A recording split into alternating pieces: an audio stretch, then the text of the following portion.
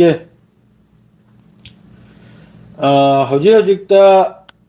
याम साथीना लाची हौजी हौजिकता तौनरी अदु गजा की तरफ तगी एस्कोलोन हरदुदा रॉकेट अनि नि कापचल इसे गजा की तरफ तगी असे मखोइना आईडीएफ ने इंटरसेप्ट तौबगी पावमसु लाई हुती की तरफ तगी अहम लक्सुर है लान से अहम लक्सुर है अखोगी तेल अभिपमना अखोगी कनम तौ चलिसे मखोगी फिलिस्तीन 2 हर प्रा मिसाइल दो कापचलिसे असिदा लोमते ने इंपोर्टेंट है बुबो हौजिक इजराइल मनुंग सिदे याम साथीना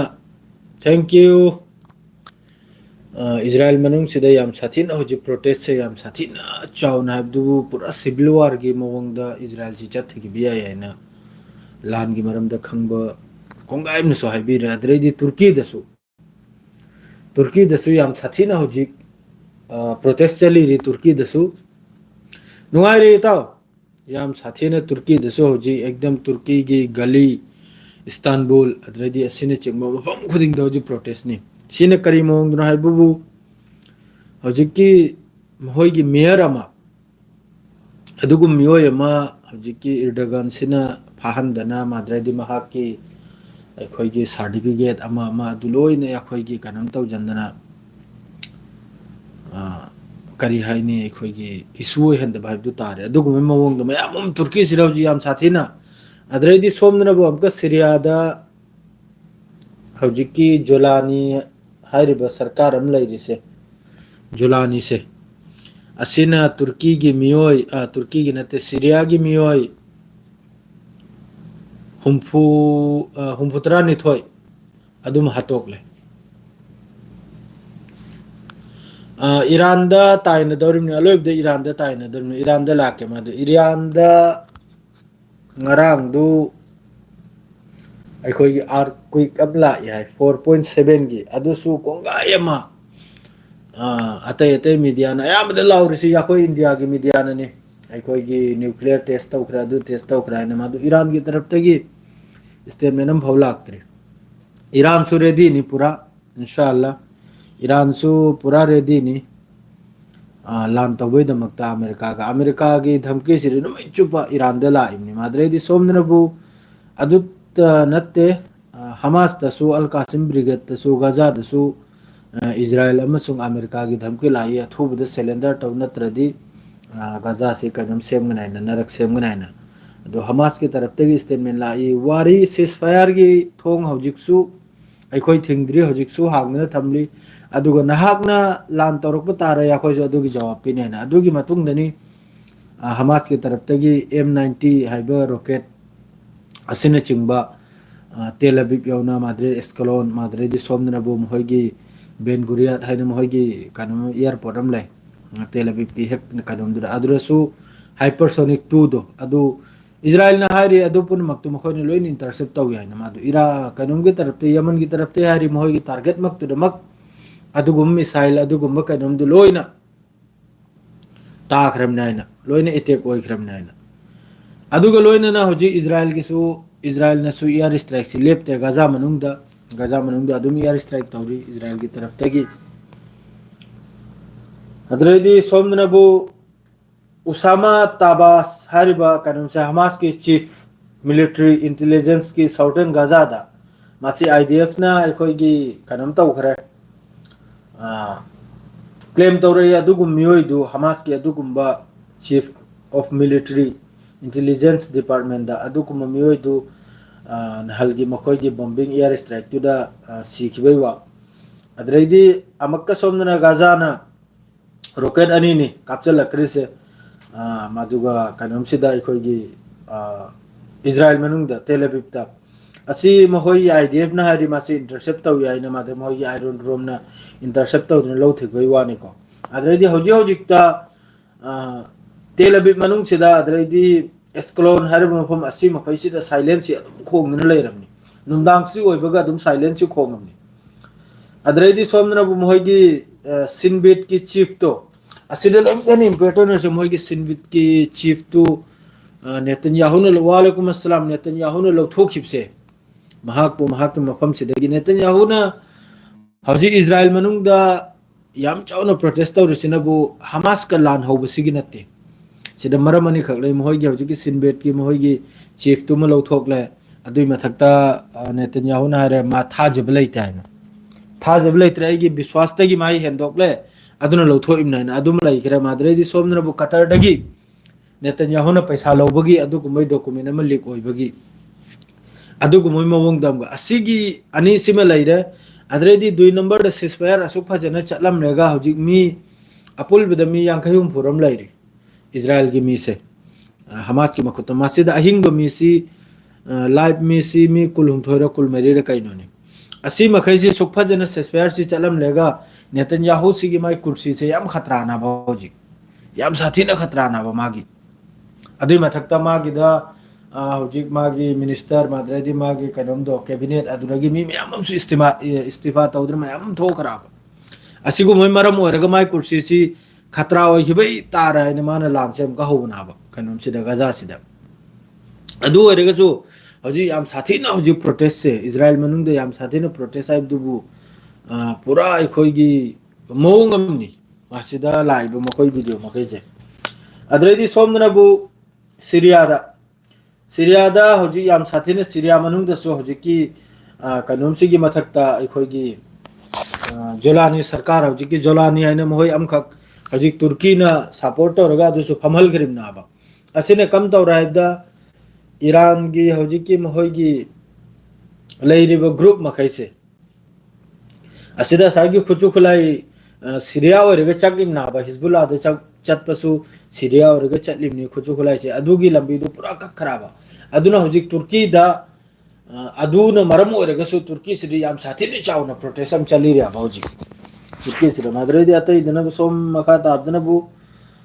कनोम सिदा अखोइगी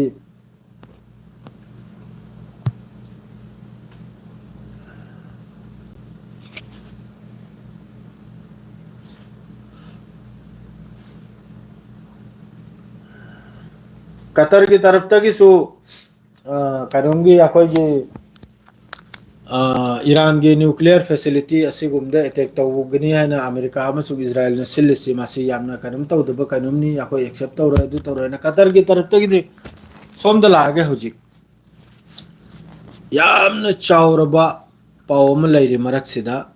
मसर की तरफ तक स्टेटमेंट मचा लाई अमेरिका की डोनाल्ड ट्रम्प ने हल खरनी ममांग स्टेटमेंट पी की गजा से खाली तौरगा अदुगा गजा से नौना समगत सागत पगी असिदा मसरगी हौजिकी सीसी हारी से मसरगी कनम से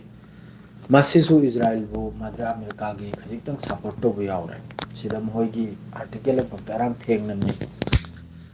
हौजिक करिगादी नॉर्दर्न गजा मादर साउदर्न गजा असिगी मरक सिदा इजराइल ने पूरा बफर जोन हम सेम खरा होजी पूरा गाजा से पूरा कब्जा तौखरे तंखाई में कब्जा तौखरे मखोई खोंग लान में चंगबा हो खराब चंगबा हो खिजरा होजी कम तौरे दा मसरना असाई वा से यानिंग कनुंगी मवोंग से असाई अमेरिका ने पुरक्पा मखोई गाजा से नौना संगत पगी कनुम पुरक्पदो अदुगिदु मसर से यानिंग बगुम तौनिंग बगुम असिदा फिफम से लय याबा हौजिकसु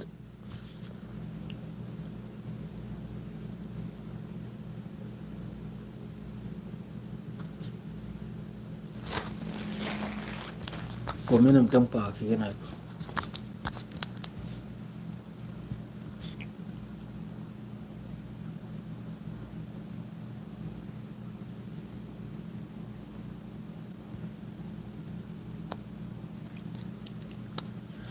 कना नो कमेंट अमतंग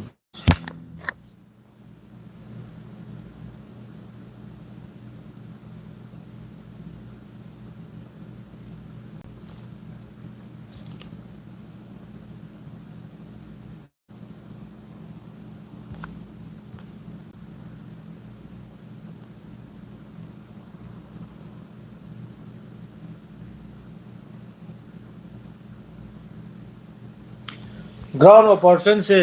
ऑपरेशन से गाजा मनुंग से नॉर्थ अमसुंग साउथ ता अमसुंग सेंटर दा मसी कनुंग की तरफ तगी हौखरा या कोई की इजराइल की तरफ तगी हौखरे को गाजा मनुंग सिदा नॉर्थ साउथ मादरे सेंटर असिदा कनुम सी हौखरे ग्राउंड ऑपरेशन से अदरेदी सीरिया दनबु अखोगी इजराइल की तरफ तगी एयर स्ट्राइक सीरिया दा टारगेट तौरसिनबु पलमयारा मिलिट्री एयरपोर्ट होम्स हर मफम सिदा होम्स गवर्नमेंट असी मफम सिदा इजराइल की तरफ तक इजराइल ना हजिक सीरिया दसु बॉम्बिंग याम साथिन तौरी अदरेदी सोमनबु हुती की तरफ तक मिसाइल टारगेट तौकी जेरूसलेम असी मोहिने इंटरसेप्ट तौबगी वानी को आईडीएफ की तरफ तक हारी से माद्रेदी अलर्ट सी हजिक एक्टिव नी जेरूसलेम सिदा हजिक एक्टिव नी इस्लामिक कंट्री महिदु की सहायक के माद्रेदी सोमनबु मक्का ओसामा ताबासर से हमास की चीफ मिलिट्री इंटेलिजेंस असिसु सिबगी वाम कानुमद लाखरा मखोई आईडीएफ की तरफ तक मासी कानुम तो इमनी मोहने एक्सेप्ट तो इमनी को हारे इमनी अदरे हजि हजिक दे जेरूसलेम दे याम साथी ना प्रोटेस्ट से याम साथी ना सिनबु यार गोलान ग्राउंड हरि मफम सिदा याम साथीन चाउना कानुम से तौरी माद्रेदी सोमनबु अमुक्का इजराइल की पुलिस की मथकता इजराइल की पुलिस की मथकता मोहगी पब्लिक मखैनी से अटैक तो वही पावम सुलाय ऐसिनबु साइगी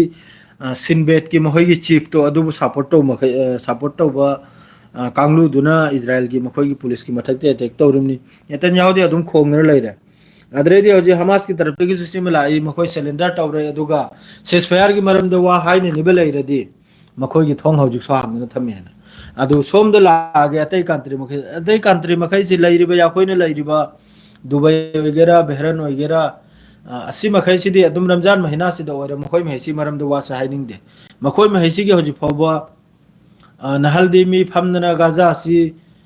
कैनोमना मसरना कैनोम प्रोपोजल पुरकपदो असी मोंगद गाजा से सेमगनिमनि सी मोंगद गाजा सी तौखतकनिमनि सी मोंगद रीडेवलपमेंट तौगनिमना हैना पुखलकपो मखैदो लोइमक कंट्री मखै सी सऊदी अरब वगैरह ईरान वगैरह तुर्की वगैरह ईरान यावदे अदरा कतर वगैरह दुबई वगैरह सी मखै से लोइना अदुगी दु लोइना एक्सेप्ट तौखरिमना बा सी मोंगन फाराने अदो हजि गाजा दा कसु लैत्रबदा बॉम्बिंग तौरमने गाजा दा कसु हेक लैत्रबदा बस नेतन्याहू महा की कुर्सी की दमकता महा की पॉलिटिकल करियर की दमकता बस बॉम्बिंग तौरमने लोरे मा कुर्सी पामदना अते करिमते इशू लैते सुख फजना सिस्फायर चलमिमनी फास्ट फेस मी थादोकले सोमदगिसु अहमदगिसु मी थादोरकले गाजा की तरफ तगिसु मखोई की मी अफाब जो थादोकले अदरेदी इजराइल की तरफ तगिसु मी अफाब जो थादो अदुम तौ सिस्फायर से मखोई ने सिग्नेचर तौ नकरेसी फास्ट फेस्ता अखोई ने मी थादोकबा नखोई देसु मी थादोकबा माद्रेदी अचा थक याखोई की जो लैरेबो मपान की हिदाक लांगदक अचा थक माद्रे अमा मसी लोइने गाड़ी चंगहलकबा असी फास्ट फेस की सिग्नेचर ने सेकंड फेस तेने करनो है साई गाड़ी गुरा चंगहलकबदो अदु डबल आरो हेने चंगहलकबा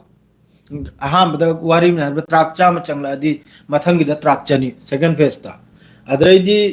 गाजा मनुंग लैरिबा टोयदना चाइदना लैरिबा बिल्डिंग अमा मसी लोइने मसी सेंगदोकबा अदुगो लोगेदा नखोई की मी अफा फादना थमगिबा होस्टेजेस अदुई मथकता असी बो होस्टेजेस असी थादोकबा माद्रे नखोई न सुमी थादोरकबा अदरेदी रीडेवलपमेंट रीबिल्डिंग तौबा गाजा से नौना सेमगत सागतबा असीनाबा सेकंड फेज से अदु सेकंड फेज से यौद्रिंगैदा फास्ट फेज लोइबगा सेकंड फेज यौद्रिंगैदा इंटरनेशनल एग्रीमेंट नि तौनखरिदो अदु ओरगसु सुयाब कंट्री यूरोप ओइगेरा एशिया ओइगेरा गल्फ ओइगेरा कनामते मचिलदगी अमेरिका की अगेंस्ट इजराइल की अगेंस्ट वाम थोखिद्रिमी सेकंड फेज अनि सुबह स्टेप की अखोगी सिस्फायर से मासी कुम थ्रक्त्रिंगदा इजराइल ने लाम तौजल खरा अहम लाम तौ एयर स्ट्राइक तौसर मी चामरी की मथक्तनी अदुई मतुंग सोमको मी चामरी चंगाम सुसिरमी माद्रे कोंगायम नि मोहन माद्रे हॉस्पिटल लो करियो लोय मक्ता सी स्ट्राइक तौखरिमी अदरेदी सोमन हुतीन हायरकले रेड सी ब्लॉक ने रेड सी दसु अमेरिका की जहाज मखोगी नेवल जहाज अमा पूरा डिस्ट्रॉय तौबे वानी अदरेदी मखोगी हौजिकी ट्रूमैन हायरबु मखोगी अचौबा अखोगी जेट फाइटर अमा मपुनिंगाय जहाज तुदे अदरि मनिंग हल खरा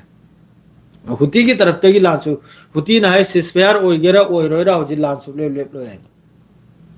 हुती की तरफ तक मतलब अमेरिका की तरफ तक की सना द यमन की सना कैपिटल द असिदसु बॉम्बिंग तौवे अमेरिका की तरफ तक की अदु सोम द हमास हो थोलक्तना रॉकेट कैप्चल बहु रहे गाजा की तेल अवीव अद्रैदी इजराइल में मा तो होजिक लोमिक ना सिविल वार से तुर्की दसु ओइ की भी है मताजात रहेगा इजराइल दसु ओइ की भी है करेगा दे पब्लिक से याम साथी ना होजिक गरमनी पब्लिक से इजराइल दसु याम साथी ना गरमनी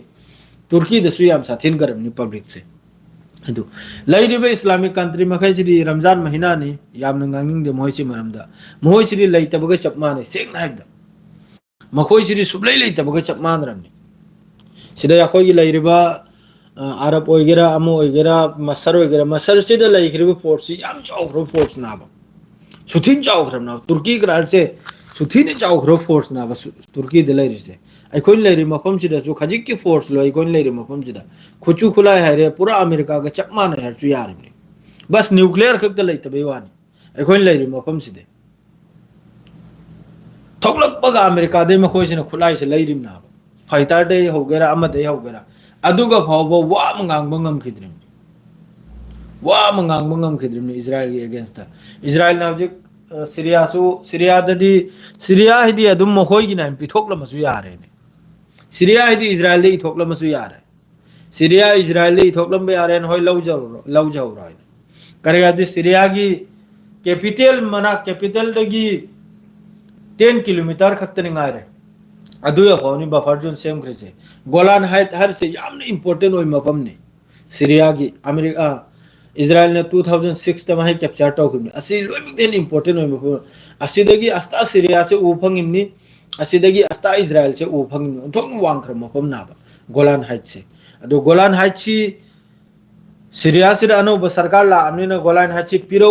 पिथोर ओ हाइर अनिरा पेसार से लानिरा है इजराइल से लौसिंग सिंग कितना अदुदगी सु आरो हेना किलोमीटर कुलम को कुंथरा चंगजल खराब करी की चंगजल खरमना हयेंग